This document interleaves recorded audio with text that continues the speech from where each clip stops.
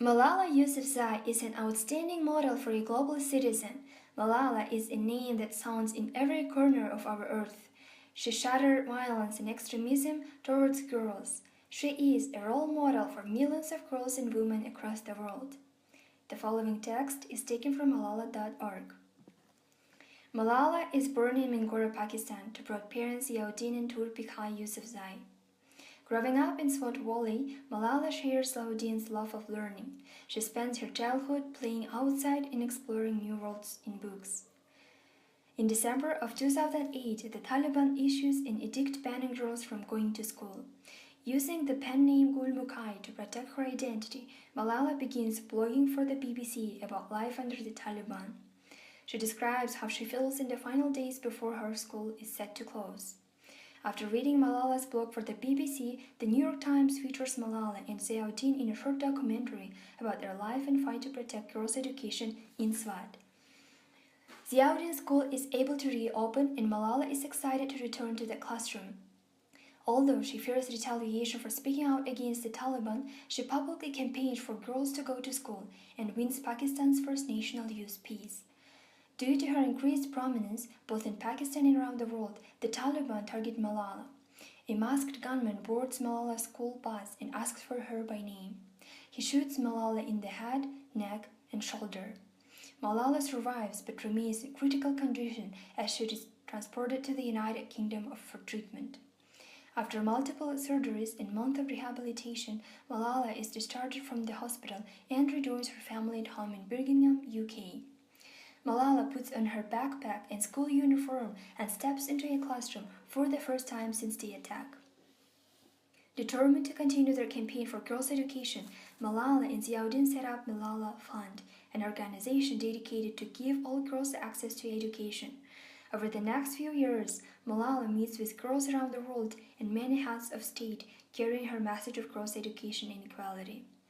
In her first public appearance since the attack, Malala speaks at the United Nations on her 16th birthday.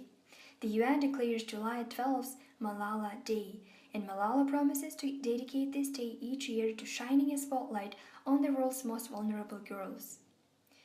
Malala wins the Nobel Peace Prize. She invites girls from Syria, Nigeria, and Pakistan to attend the ceremony in Oslo as she becomes the youngest ever Nobel laureate. Malala marks her 18th birthday by opening a secondary school for Syrian refugee girls in Lebanon's Bekaa Valley.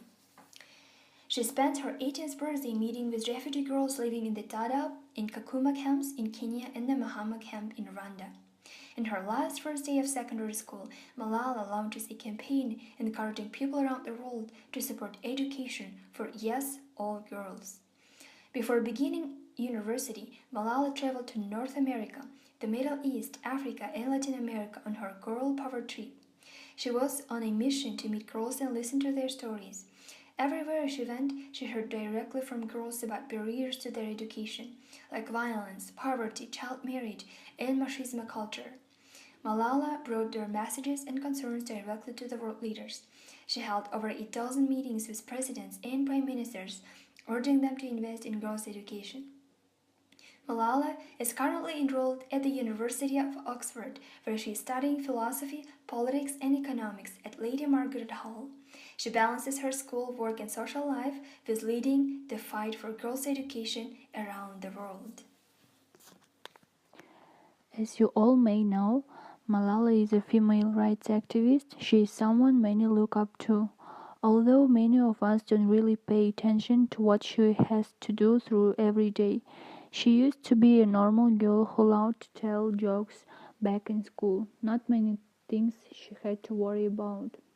Now that she's noticed by many, she has to take precautions. She checks her front gate, her family's bedrooms and windows just to make sure that they were safe.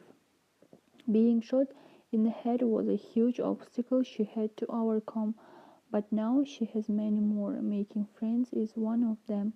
Girls see the Malala who stood up for female education and not her real self, the girl she was before all this happened.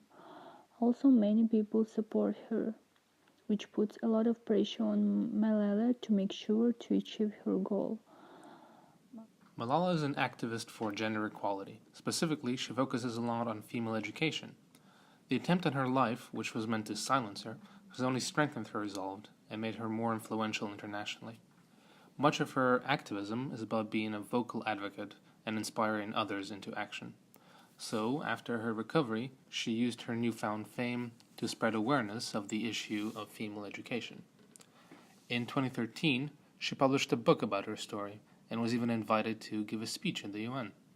Furthermore, she set up the Malala Fund, which works to empower and encourage girls to achieve an education through advocacy and financial aid.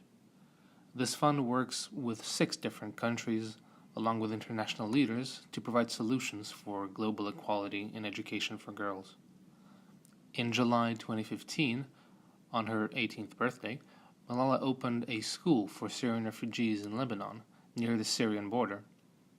The school, funded by the Malala Fund, offers education and training for girls aged 14 to 18. This is exemplary of her call to world leaders to invest in books, not bullets.